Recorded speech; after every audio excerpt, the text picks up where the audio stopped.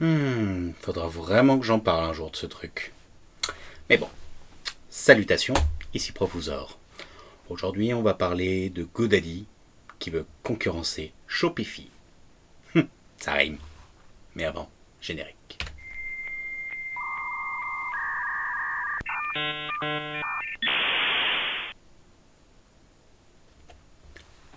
Alors, bon, comment expliquer ça ? On va d'abord commencer à dire qu'est-ce que GoDaddy ? GoDaddy, c'est une entreprise qui propose à ceux qui veulent de leur service de l'hébergement, du référencement, du pack présence comme ils l'appellent, des domaines et maintenant une solution de paiement. Tout en un. Bon, on va tourner un petit peu sur Shopify. Shopify, c'est la référence si tu veux ouvrir une boutique en ligne. Donc si tu veux, par exemple, faire du dropshipping. Je crois qu'il y a un créatif qui a fait une très bonne vidéo là-dessus. Je te mets sa fiche. Mais bon, en attendant, on va voir un petit peu cet article. Avec son nouveau service de paiement, GoDaddy veut concurrencer Shopify. GoDaddy a annoncé mardi le lancement de GoDaddy Paiement, un nouveau service qui lui permet de traiter les paiements de ses plus de 20 millions de clients. C'est que ça en fait du monde. Et le place en concurrence plus directe avec Shopify. GoDaddy, qui fournit des services d'hébergement web, d'enregistrement de domaine, précise que le service a été construit grâce à la technologie et aux équipes de Point. Point ? On va dire Point. GoDaddy a acquis Point en décembre pour 320 millions de dollars. Eh bien, l'objectif était d'étendre ses capacités de e-commerce et de paiement. La société expliquait à l'époque que l'opération accélérerait sa stratégie visant à fournir à ses clients une suite complète de services, de commerce et de paiement qui pourrait rivaliser avec Shopify, qui s'est imposé comme un leader dans le secteur du e-commerce et du dropshipping. Donc, ils veulent proposer en fait un package tout en un. Pratique, pas besoin de se prendre la tête. Avec Point, GoDaddy a acquis une suite de produits adaptés aux petites entreprises, notamment des services de point de vente, de traitement des paiements et de facturation. En combinant Point avec ses sites web existants, ses services de marketing et de commerce WordPress, GoDaddy est maintenant en mesure de proposer à ses clients une plateforme de commerce unifiée qui fait le lien entre les achats en ligne et hors ligne. Le célèbre Click and Collect, par exemple. Ouais. Dont on n'a pas eu trop le choix, à vrai dire, ces derniers mois. GoDaddy se concentre sur l'autonomisation de ses clients, pour qu'ils puissent vendre partout avec une solution unique, avec une expérience intuitive et transparente, défend Osama Bedier, président de GoDaddy Commerce.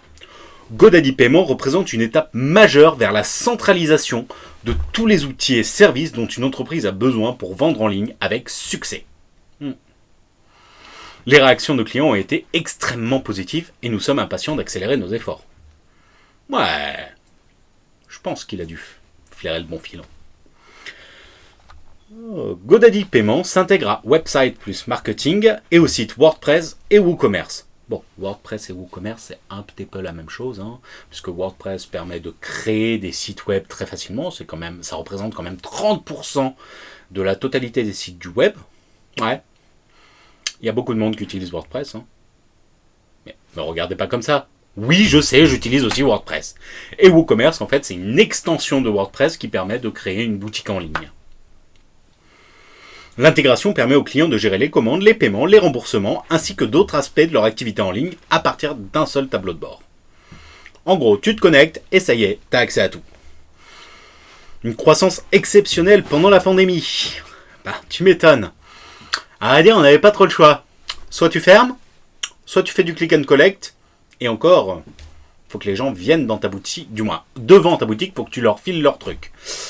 En gros, t'as le choix, mais on te met pas le couteau sous la gorge, juste un peu. Donc au cours de la pandémie, GoDaddy a enregistré un nombre de records de nouveaux clients nets et une accélération dans ses 3 principales catégories de produits. Les domaines, par exemple google.fr, youtube.com, godaddy.fr sont des domaines. L'hébergement, c'est le petit bout d'ordinateur qui permet de fournir le site web, où on met les fichiers et vous allez les chercher quand vous vous connectez au site. Et présence, le référencement, qui permet, quand vous faites une recherche sur Internet, c'est-à-dire soit avec Bing, Yahoo, Google ou n'importe quel autre moteur de recherche, eh bien ça vous permet c'est les liens que vous avez en début de votre recherche. Plus c'est au début de votre recherche, meilleur est votre référencement. Le mois dernier, lors de la présentation de ses résultats du premier trimestre, GoDaddy a annoncé que les réservations avaient dépassé la barre du $1 milliard pour la première fois. Est-ce qu'il parle de réservation de nom de domaine ? Parce que ça coûte une vingtaine de dollars par an, par domaine. C'est que ça en fait du nom de domaine. En novembre, GoDaddy indiquait avoir acquis plus d'1 million de nouveaux clients en 2020, en comptant les désabonnements. Représentation, la croissance du nombre d'abonnés sur 9 mois la plus élevée de son histoire. Je crois qu'il manque un mot, mais j'en suis pas sûr. Enfin bon. Ouais. Ah, mais j'ai oublié. Profusor.fr, c'est un domaine. Mais non, c'est pas GoDaddy qui l'a. D'ailleurs, Point. Je connaissais une alternative que j'utilise. Ça s'appelle SumUp. Vous en avez déjà entendu parler ? En tout cas, ce sera une autre histoire. Salut tout le monde.